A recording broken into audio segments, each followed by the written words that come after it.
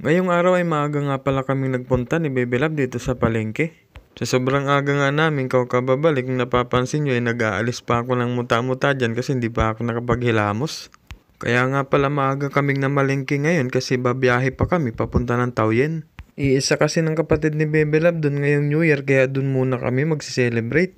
Nakabakasyon kasi yung boyfriend niya ngayong Pasko hanggang bagong taon. Naglakad-lakad na nga kami ni Bebe Love para maghanap ng Ricardo sa lulutuin niyang papaitan.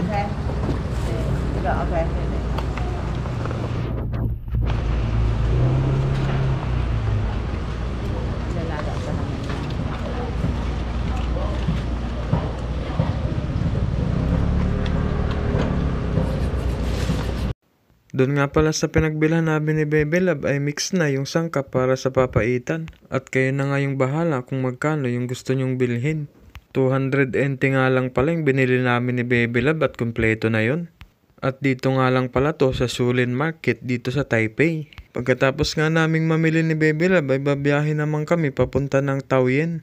Habang nasa biyahe nga kami kababalay, nagulat ako kay Tatang kasi bigla siyang huminto sa gitna ng daan. Mabuti na lang yung takbo namin ni Bebe Love ay napakabagal lang.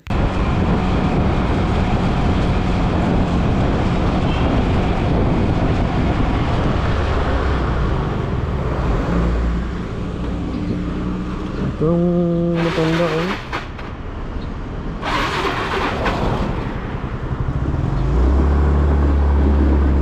Dahil nga doon ay namatayan kami ng makina ni Bebe Love kababali. At pagkaandar nga namin ay nagpatuloy na rin kami sa pag-uwi at safe naman kami nakarating ng Taoyuan. Yun lang. Salamat!